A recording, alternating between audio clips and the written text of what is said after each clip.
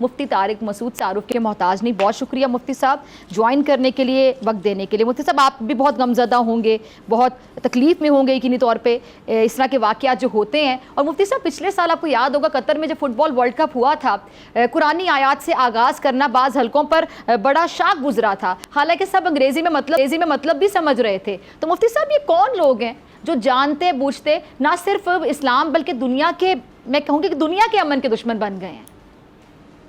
बिस्मिल्लाहिर्रहमानिर्रहीम। सबसे पहले आपका भी बहुत शुक्रिया कि आपने इस मौके पर मुझे बात करने का मौका दिया, अपने चैनल के ज़रिए पैगाम दुनिया तक पहुंचाने का मौका दिया।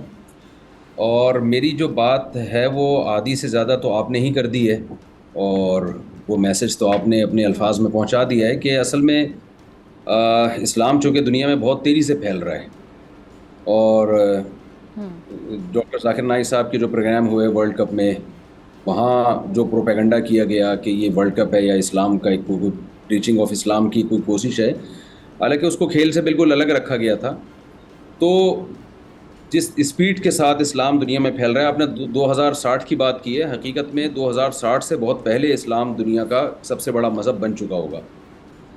और अगर आप इसको देखें ना कि ईसाइयत हकीकी मानों में कितनी ईसाइयत बाकी रह गई है, यहूदियत बाकी, हमें किसी मज़हब से ज़ाती नफ़रत नहीं है जो कैलकुलेशन में पेश कर रहा हूँ। इसका मकसद ईसाई के दिल में नफ़रत पैदा करना या यहूदियों के दिल में नफ़रत पैदा करना नहीं है, एक ग्राउंड रियलिटी को लोगों के सामने ज़ाहिर करना है कि बहुत जल्द इस्लाम दुनिया का एक यानी सबसे बड़ा मज़हब बन जाएगा। तो बन चुका है इस माने में कि प्रैक्टिसिंग जो मज़हब को फॉलो करने वाले लोग हैं वो इस्लाम में ही सबसे ज़्यादा हैं। तो अगर आप फॉलोइंग के लिहाज से देखें तो इस्लाम दुनिया का सबसे बड़ा मज़हब बन चुका है। अब जाहिर है जैसे हमारे यहाँ कुछ सरफिरे होते हैं, जज्बाती होते हैं, आपने देखा वो सियालकोट के वाक़या में जो हमारे कुछ जज्बाती लोगों ने तौहीन रिसालत के नाम पे एक बेगुनाह शख्स को कत्ल कर दिया। तो इस तरह के जज्बाती लोग गैर मुस्लिमों में भी हैं, और वो भी चाहते हैं कि दुनिया का अमन ख़राब करें, और इस तरह के वाक़यात रूनुमा होते हैं। जैसे स्वीडन में जो हुआ हालिया वाक़या हुआ, जब मुसलमानों का एक अजीम दिन है, जब मुसलमान इब्राहीम अलैहिस्सलाम की सुन्नत को ज़िंदा कर रहे हैं, एंड उस मौके पर तो सिवाय इसका मकसद इश्तियाल अंगेज़ी फैलाने के और कुछ भी नहीं है।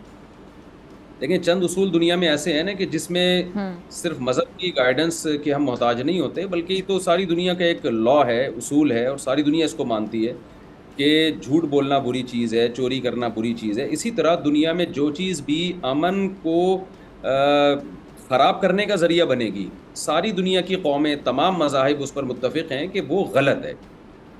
कुरान हमें क्या कहता है अमन के बारे में? वला तसुब्बुल्लज़ीना यदऊना मिन दूनिल्लाहि फयसुब्बुल्लाह अदवन बिगैरि इल्म। ये बड़ी अजीब आयत है। अलहम्द से लेके वन्नास तक कुरान बुत परस्ती की मुखालफत के लिए आया है, तौहीद की प्रचार के लिए आया है। इसके बावजूद कुरान कह रहा है कि तौहीद की प्रीचिंग के लिए, तौहीद को दुनिया में फैलाने के लिए आपने इनके बुतों को बुरा भला नहीं कहना, क्योंकि अगर आपने इनके बुतों को बुरा भला कहना शुरू कर दिया तो ये तुम्हारे रब को, तुम्हारे शायर को बुरा भला कहेंगे। तो हम कोई ऐसा तरीका इख्तियार नहीं कर सकते कि लोग इस्लाम का मजाक उड़ाना शुरू करें, हालांकि हमारी दावत भी उसमें बरहक होगी। अब आप सोचिए कि हमें इस पर कुरान ने पाबंदी लगा दी कि इनके पत्थर के बने हुए बुत, उनको आपने गालियां नहीं देनी, बुरा भला नहीं कहना, ताकि आप अपने शायर की हिफाजत कर सकें। तो क्या हमने स्वीडन के मज़हब को गलत कहा था मुसलमान, या इनके पैगंबर को माज़अल्लाह मुसलमानों ने मजाक उड़ाया था, या इनकी किसी मुक़द्दस किताब का हमने मजाक उड़ाया था जिसके बदले में इन्होंने हमें, हमारे साथ ये किया कि कुरान मजीद को जलाया गया है? तो ज़ाहिर है ऐसा नहीं है। तो मैं लोगों से अक्सर एक बात कहता हूँ कि देखें, न्यूजीलैंड में एक वाक़या हुआ था कि चंद दहशतगर्द घुसे मस्जिद में, उन्होंने मुसलमानों को शहीद किया। उस पर न्यूजीलैंड की गवर्नमेंट ने जो रिस्पांस दिया और जो रिएक्शन किया, इतना शानदार रिएक्शन था कि न्यूजीलैंड की गवर्नमेंट ने 1 अरब से ज़्यादा मुसलमान दुनिया में हैं, उनके दिल जीत लिए। आज कोई मुसलमान आपको ऐसा नहीं मिलेगा जो न्यूजीलैंड की गवर्नमेंट की मुखालफत करता हो। आज स्वीडन की गवर्नमेंट मुसलमानों के दिल जीत सकती है। आज वो मुसलमानों की सफ़ में खड़े होकर ये बता सकती है कि हम अगरचे मुस्लिम नहीं हैं, लेकिन जिस शख्स ने मुसलमानों की मुक़द्दस किताब कुरान मजीद की तौहीन की है, हम उसको ऐसी इबरतनाक सज़ा देंगे कि मुसलमानों के दिल हम जीत लेंगे। आज स्वीडन की गवर्नमेंट के पास बेहतरीन ऑप्शन है, क्योंकि मुसलमान थोड़े नहीं हैं, 1 अरब से ज़्यादा दुनिया में इंसान हैं जिनकी मैं बात कर रहा हूँ। اور ان سب کا یہی پیغام ہے جو میں اس وقت آپ کے سامنے لوگوں کو جو پیغام دے رہا ہوں. ان سب کے دلوں کی وہی آواز ہے جو میں اس وقت آپ کے سامنے بات کر رہا ہوں. تو آج سویڈن کی گورنمنٹ جس نے بھی قرآن مجید کی توہین کی ہے اس کو عبرتناک سزا دے کر مسلمانوں کے دل جیت سکتی ہے. اور اگر سویڈن کی گورنمنٹ نے یہاں اپنی ذمہ داری ادا نہیں کی اور الٹا مسلمانوں کو جذباتی اور دہشت گرد اور اس طرح کی کہنا شروع کر دیے تو دنیا, آپ کو پتہ ہے کہ جب آپ کسی کے جذبات سے کھیلتے ہیں تو پھر یہ جو جذباتی لوگ ہیں یہ علماء کی بات بھی نہیں سنتے, یہ پھر دنیا کا امن خراب کرتے ہیں.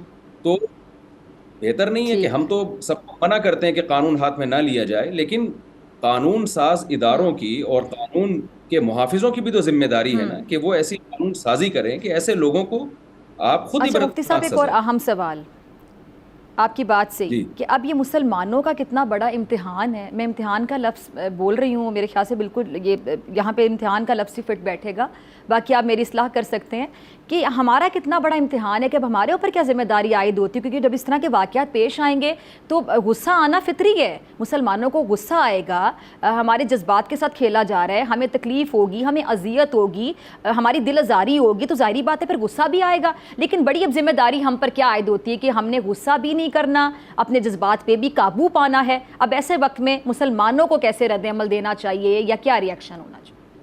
دیکھیں, ری ایکشن کا ایک غلط طریقہ ہے اور ایک صحیح طریقہ ہے. یہ کہنا کہ ری ایکشن ہی نہیں کرنا, یہ تو پیغمبر صلی اللہ علیہ وسلم کے ساتھ اور اسلام کے ساتھ بے وفائی ہے.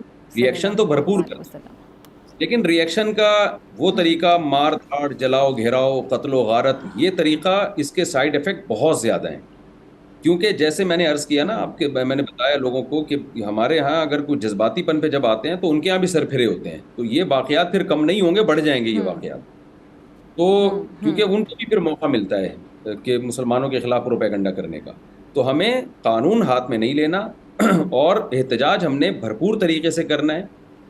وہ کیا طریقہ ہوگا؟ سب سے پہلے اپنے حکمرانوں پہ ہم نے سوشل میڈیا کے ذریعے پرامن دھرنوں کے ذریعے دباؤ ڈالنا ہے. دیکھیں, گورنمنٹ لیول پہ جب احتجاج ہوتا ہے تو اس کی ایک بڑی ویلیو ہوتی ہے.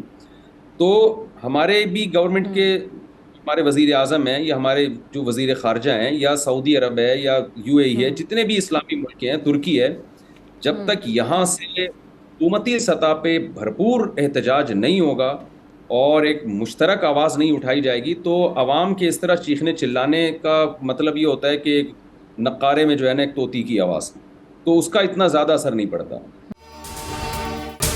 اگر آپ کو یہ ویڈیو پسند آئی تو سبسکرائب کریں اور بیل آئیکن پر کلک کریں.